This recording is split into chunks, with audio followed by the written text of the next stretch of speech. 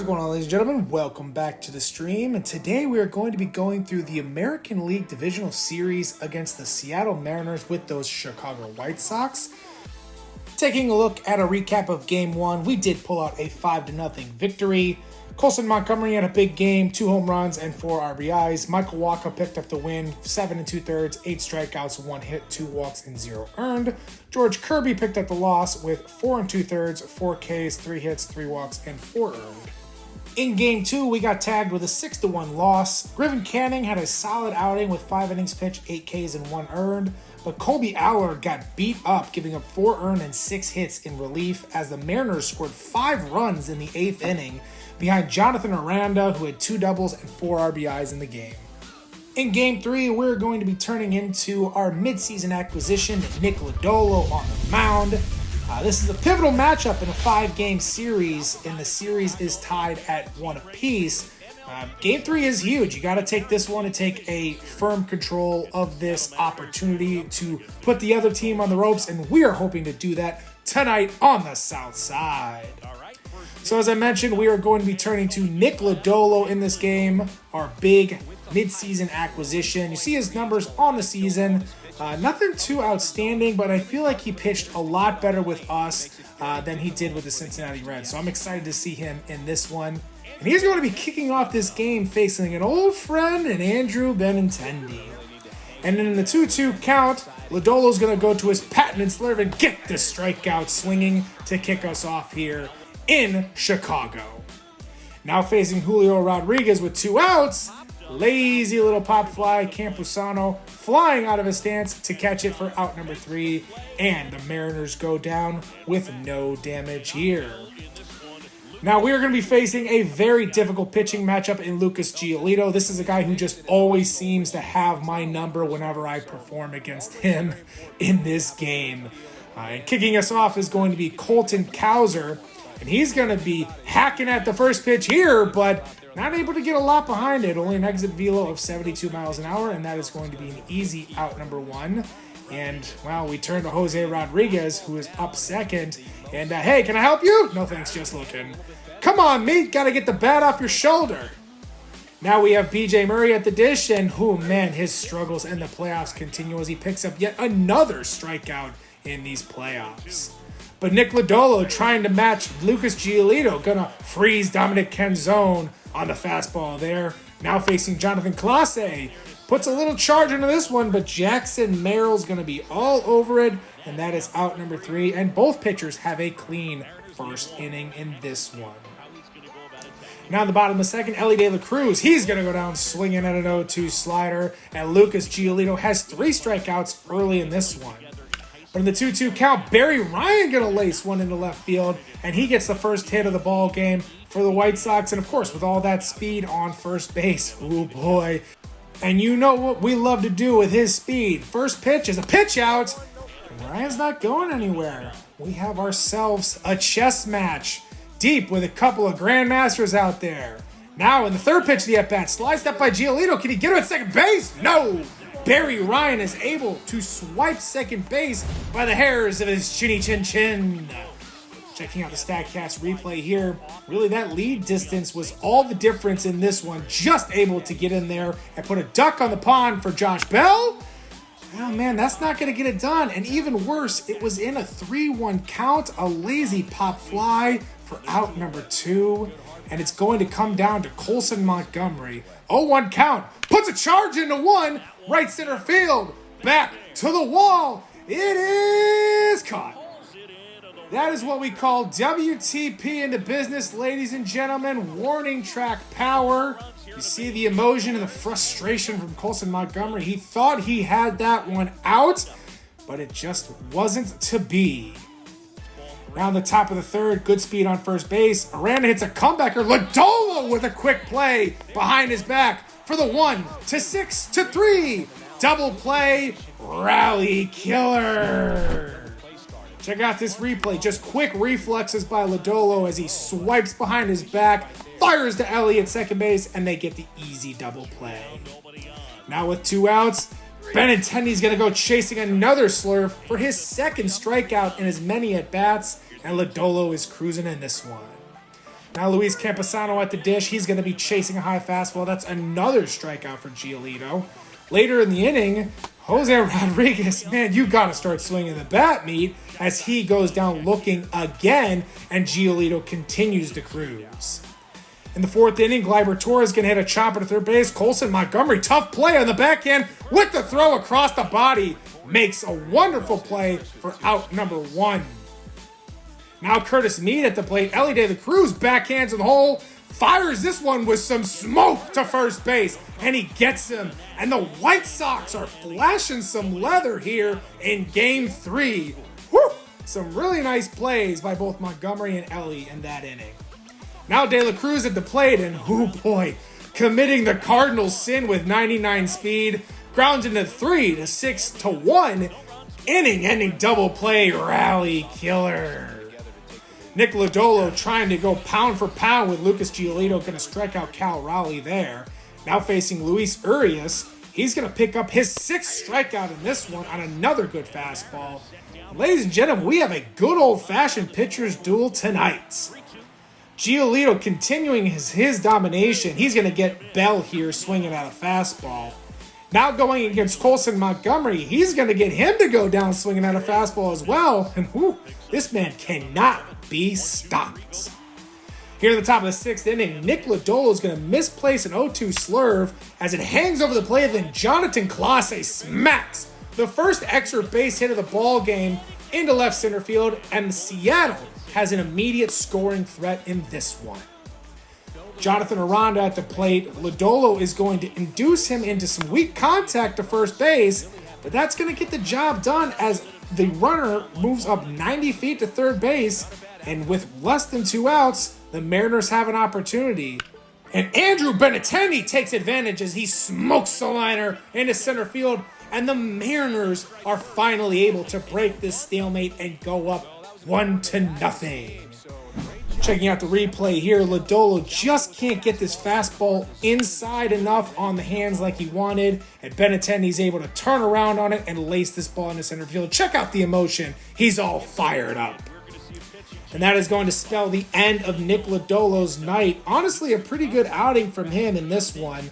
5 1/3 innings pitched, 6 strikeouts, 3 hits, 1 walk, and 1 earned, but he still is responsible for Benintendi on first base. So the bullpen's going to have to work out of this one. And coming into pitch is going to be Lou Trevino, who has pitched in a couple of outings already in these playoffs, had himself a pretty solid season. Hopefully he's able to limit the damage at 1 and get us back to the sticks.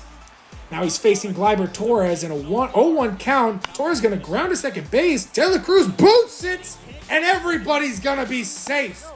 Oh no, Elly, after that outstanding defensive play earlier, did not expect that. Game rules at a base hit for some weird reason. But you look at this one, the runner was off and going on the pitch, and I guess Elly got sped up a little too much, and he boots this one, and now the Mariners are threatening with J-Rod at the plates. And a lucky little pop fly is going to trigger the infield fly roll, and now there are 2 outs. Trying to tiptoe out of danger, Curtis Mead at the plate goes down swinging at the high fastball from Trevino. And disaster is averted as no more runners are able to score despite facing the heart of the order.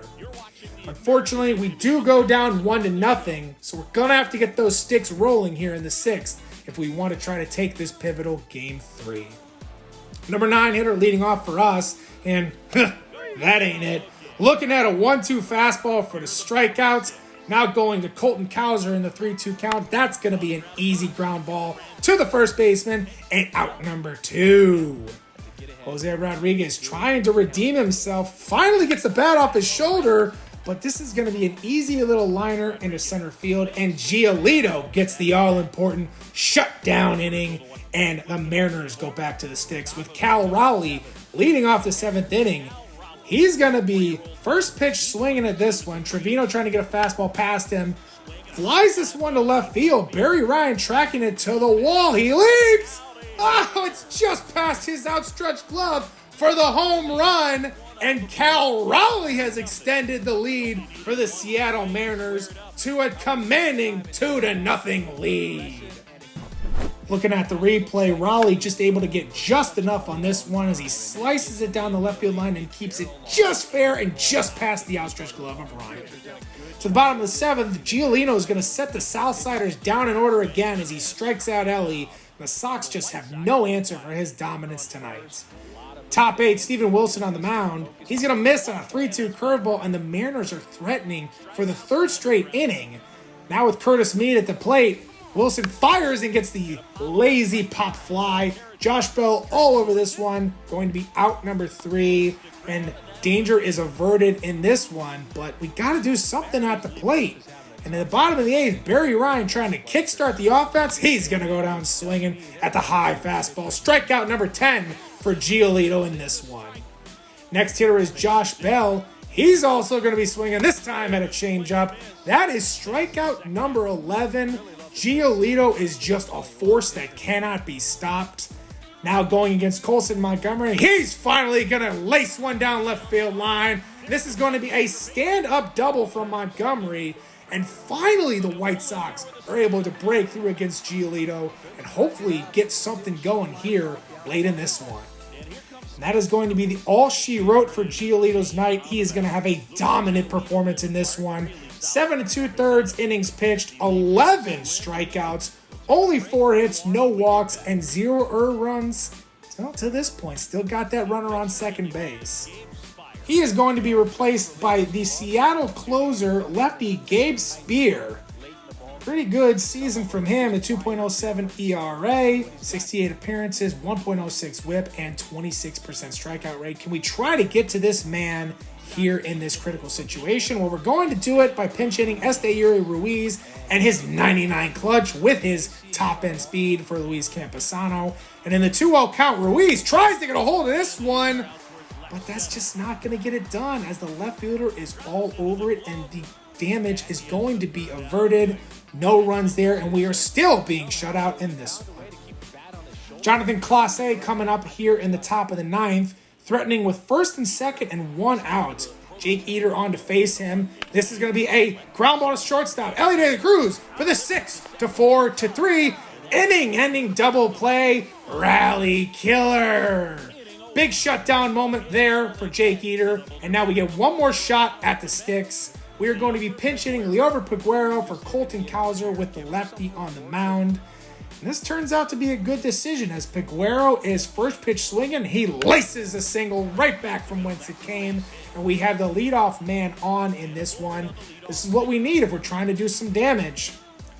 Following a Jose Rodriguez flyout, Jackson Merrill in the 2-2 count is going to shove a ball into right field. And that is going to give us first and second as we try to get 2 runs back here in this inning and send this game to extras. Merrill hyping up the crowd. He's ready to go. B.J. Murray Jr. at the dish. No! The one thing you can't do in this situation. 4-6-3. Game-ending double play. Rally killer. And a Mariners victory. Oh, man, I really thought we were finally getting to threaten in that situation there in the 9th. Middle of the order is up. I'm feeling good about myself. B.J. Murray's had such a great season, but, man, he's just been disappointing in these playoffs to this point.